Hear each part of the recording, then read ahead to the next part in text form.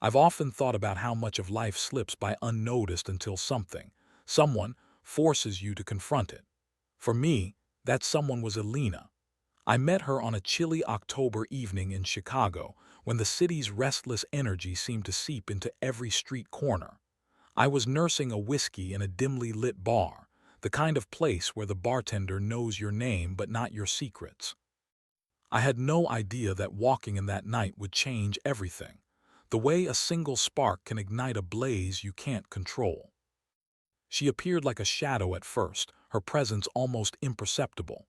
Then she moved toward me, and suddenly the room tilted. She had that rare combination of elegance and danger, the sort that draws you in and warns you to stay away at the same time. Her eyes, gray and calculating, scanned the bar before landing on me with unsettling precision. "Rough night?" she asked, her voice low and playful, yet laced with something I couldn't identify. I mumbled something, probably incoherent, because her smile deepened as though she understood more than I had spoken. And in that instant, I was captivated. I didn't know it then, but I was already trapped, caught in a web of charm and subtle manipulation. We talked for hours, though it felt like minutes. She spoke of art, galleries, exhibitions, curating.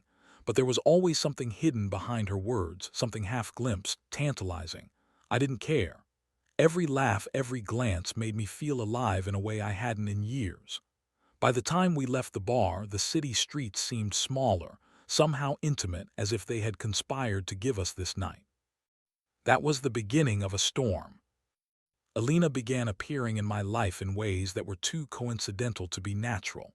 Coffee shops I frequented, gallery openings I reluctantly attended, even a business lunch with colleagues, she was there. Always the same enigmatic smile, the same aura of allure and danger. It thrilled me, though a small, nagging voice in my mind whispered caution. I ignored it. Before long, we were inseparable. She pulled me out of my routines, made me laugh, reminded me of dreams I'd abandoned. With her, life felt vivid. Without her, everything was gray. Yet cracks were forming, tiny but undeniable. She dodged questions about her past, brushed off inquiries about her family, and sometimes vanished for hours with no explanation. I chalked it up to her need for privacy, but I began noticing little inconsistencies, names, places, events that didn't line up. The first major warning came the night she invited me to her apartment. I expected a tidy, welcoming space. Instead, it was chaotic, filled with canvases, books stacked in precarious towers, and a faint scent of paint. One painting caught my eye, dark swirls of red and black, chaotic and violent. "Don't look at that one," she snapped, more sharply than I expected. Then almost immediately her tone softened, she smiled and kissed me. But the edge in her voice lingered, a subtle premonition I foolishly chose to ignore. Months passed, and I fell deeper. My love for her eclipsed my doubts. I convinced myself the late nights and secretive phone calls were trivial, meaningless shadows against the brilliance of what we shared. Yet every now and then, the small alarms in my mind flared, quickly extinguished by her laughter, by the way she seemed to understand me better than anyone else ever had. If I had trusted that instinct, perhaps I would have avoided the devastation that followed. But I didn't. I was in too deep, tethered to her in a way I would never untangle. And by the time the first betrayal revealed itself, the damage was done, etched into the core of who I was, a wound I would carry forever. The first time I sensed her duplicity, I didn't even know it was happening. It was subtle, almost imperceptible, a glance that lingered a second too long, a laugh shared with someone I didn't recognize. I told myself it was nothing. I wanted it to be nothing. Loving her had become a kind of addiction, a drug I couldn't refuse even if I recognized the danger. It started with small absences, the kind anyone could excuse. A late meeting, a sudden trip, a phone call taken in private. I asked once and she smiled, that enigmatic smile that had hooked me from the beginning. "I need my space," she said. "Trust me." And I did, foolishly, completely. Weeks later, my doubts collided violently with reality. I was walking past a cafe when I saw her, Alina, sitting close to a man I didn't know, leaning in with an intimacy that made my stomach drop. I froze, heart hammering, unable to move or speak. She laughed softly, her hand brushing his, and the world tilted. I left before she could see me, each step heavier than the last, carrying a mixture of disbelief, betrayal, and raw, burning anger. When I confronted her later that night, she did something I would come to recognize as her greatest weapon. She turned the suspicion back onto me. "You're imagining things," she said, her gray eyes hard and unreadable. "Maybe you're the one losing perspective." I wanted to scream, to demand truth, but the truth is, I didn't know if I could handle it. Part of me still clung to the idea that she loved me, that everything else could be explained away. So I stayed, swallowing doubt and pain with every breath. Then came the sketchbook. I had been alone in her apartment, a rare moment when she had stepped out, and curiosity, combined with annoying unease, pushed me toward the small book she always kept tucked under her bed. At first, the pages seemed innocuous, sketches, notes, fragments of poetry. Then I found it, a photograph of me, taken without my knowledge, accompanied by scribbled observations of my daily routines. Shock froze me in place. This wasn't art, it wasn't creativity, it was surveillance. When she returned, the shift in her demeanor was subtle but undeniable. Her eyes flickered just for a moment, betraying panic. "You weren't supposed to see that," she said softly, a twinge of fear in her voice. I wanted to ask questions.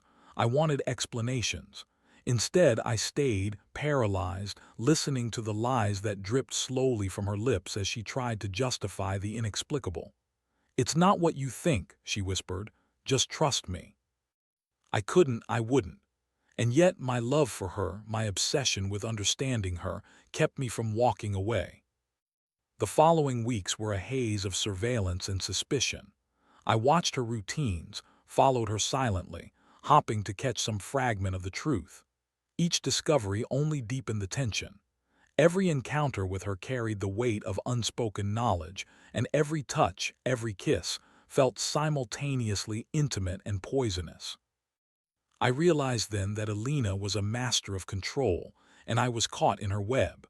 Not because I lacked intelligence or instinct, but because the emotional bond we had formed had blinded me.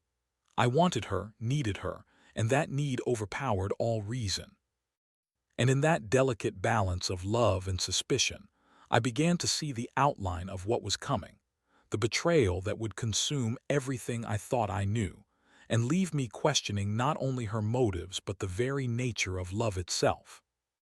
The days following the sketchbook discovery were unbearable.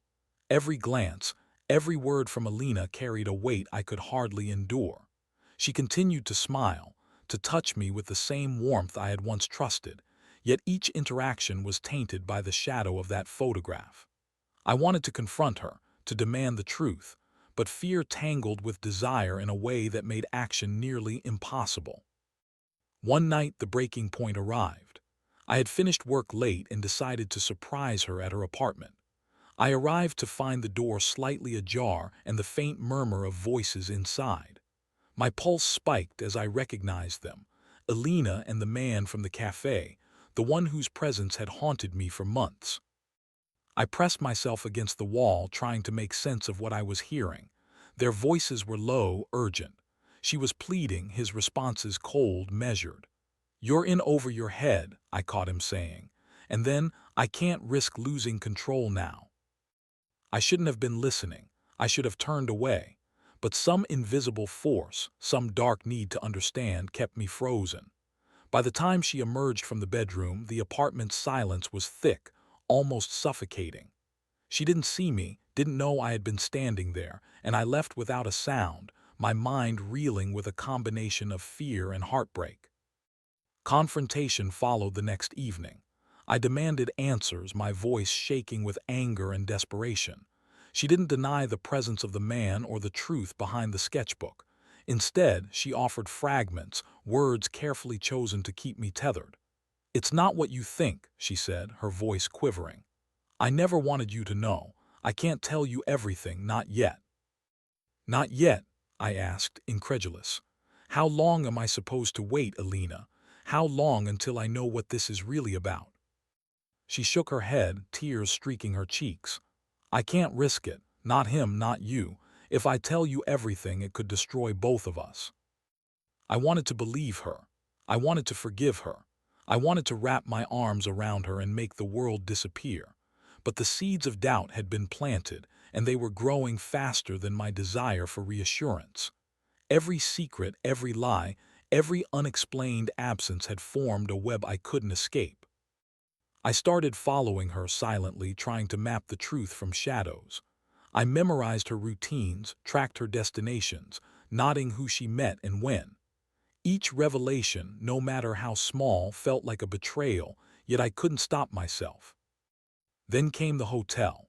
She slipped in through a side entrance with the man, their posture intimate, tense, and urgent. I couldn't follow inside. Fear and helplessness anchored me. But I observed long enough to note the card she carried afterward, tucked carefully into her purse. It wasn't just a hotel key. It was proof of a world I hadn't known existed, a world she had tried desperately to hide. When I pressed her again, she cried. Not the delicate, controllable tears of a woman seeking sympathy, but raw, uncontrollable sobs.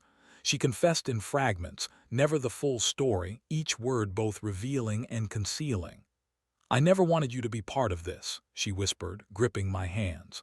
I'm trapped. I can't escape, and if I drag you in, you'll be destroyed too. I stayed, foolishly, stubbornly, hopelessly, because love, or the memory of it, had become stronger than reason. Each day was a battle between my desire to understand and the unbearable weight of knowing that trust, once broken, could never be fully restored. And as I lay awake at night, staring at the ceiling, I realized the terrible truth. Alina's betrayal wasn't just emotional. It was dangerous. And whatever game she was playing, I was already too deep to walk away unscathed. The realization that I was entangled in something far larger than mere deception struck me with a cold clarity. I couldn't ignore it anymore. Alina's absences, the mysterious hotel stays, the man she met in public, and the secretive sketchbook, it all added up to something dangerous, something I didn't understand but couldn't ignore. I began following her with deliberate intent, tracing her steps, memorizing faces, phone numbers, and the cadence of her days. One evening, I trailed her to a hotel on the outskirts of downtown. She moved with precision, careful not to be noticed, dressed in a plain coat, hair tied back, her usual charm muted. The man was waiting. I watched them speak in low, urgent tones, their expressions unreadable, the tension palpable even from the shadows where I hid.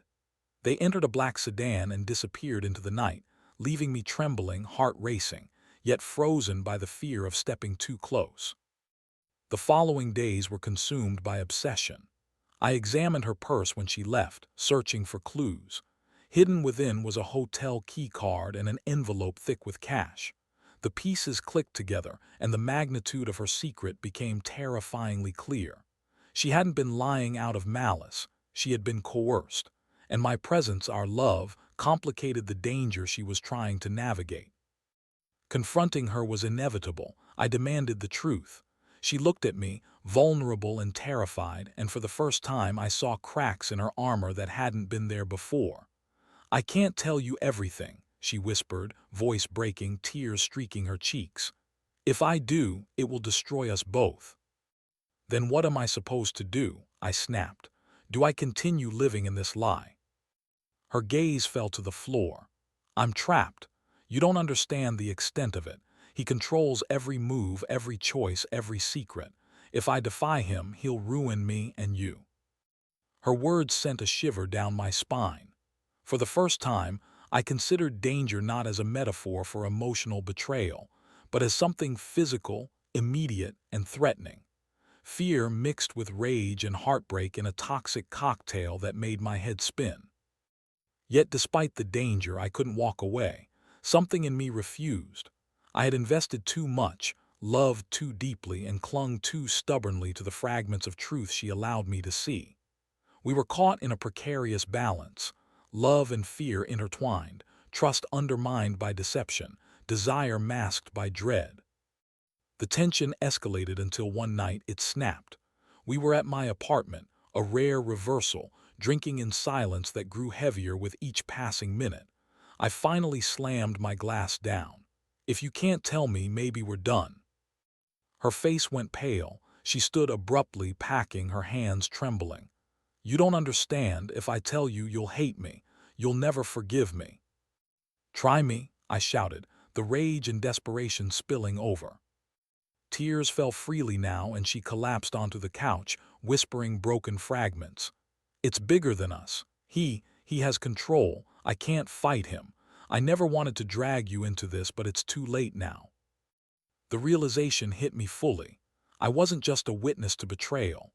I was a participant in a dangerous game, one I hadn't agreed to but couldn't escape. Love had blinded me to reality, and now the shadows it cast were growing longer, darker, and more threatening with each passing day. I should have left. I should have run. But love, or what I thought was love, anchored me in place. And as the night stretched on, I understood that this was a story without an easy resolution, one where every choice carried consequences I couldn't yet comprehend, and where the line between devotion and destruction had already vanished. I sometimes wonder if the ending was written long before I met her, that no matter what choices I made, no matter how carefully I tried to navigate the lies, the outcome was inevitable. But back then, I still thought I had a say. I still believed I could bend reality, bend her truth, into something bearable. It all came to a head on a rain-soaked Friday night. Alina called me, voice shaking, pleading for me to meet her at the gallery where we had first gone together. "Please," she whispered, "I can't do this alone anymore." When I arrived, shadows stretched across the marble floors, and she stood by one of her paintings, clutching her coat around her. She looked smaller, fragile in a way that both terrified and broke my heart. "I can't hide it anymore," she said. "You deserve the truth." And then she told me. The man I'd seen her with, the one from the cafe, the river, her apartment, wasn't part of the art world at all. His name was Victor, and he dealt in leverage, secrets, and power. Years ago, Alina had made a deal with him to survive, and over time it had grown into a chain she couldn't break. Every note in the sketchbook, every photograph, every payment of cash, it was all his doing. I had been caught in a net she never intended to throw. Her confession was raw, tearful. She swore she had fallen in love with me, that I had never been part of the plan. But love or not, it had been born amid deceit. Every late night, every vanished hour, every whispered lie had been a shadow of the truth she could not reveal. Before I could respond, Victor himself appeared, tall and imposing, his presence chilling the room. "So this is him," he said, voice smooth and controlled. "The reason you've grown careless." I tried to protect her. I demanded he leave. He smiled faintly, as though I were a child making demands. "You don't understand. She belongs to me. Every debt, every secret, every connection is mine." Alina collapsed, pleading with him to let me go. Her tears fell freely, her voice breaking as she begged. And in that instant I understood the peril of loving her. Love had become dangerous, inescapable, and terrifying. Victor leaned close to me, calm and deadly. "Walk away," he whispered. "Forget her, stay, and you'll regret it." I did walk away, slowly, painfully, because I couldn't fight a man like him. I left, leaving Alina behind, even as she begged me not to. I never saw her again. I later opened the sketchbook she had pressed into my hands that last night. It contained names, numbers, and evidence that could have destroyed Victor. But I didn't touch it. I couldn't. It was a relic of a life I had lost, proof of love and danger intertwined in ways I would never fully comprehend. Rumors drifted afterward. Alina disappearing overseas, Victor meeting a violent end, debts paid in blood. I never sought confirmation. I didn't want to know. Some truths are too heavy, too dangerous to confront. What I do know is this. Love can be a beautiful lie, and betrayal does not come in clean, simple forms. Sometimes it is subtle, insidious, and enduring.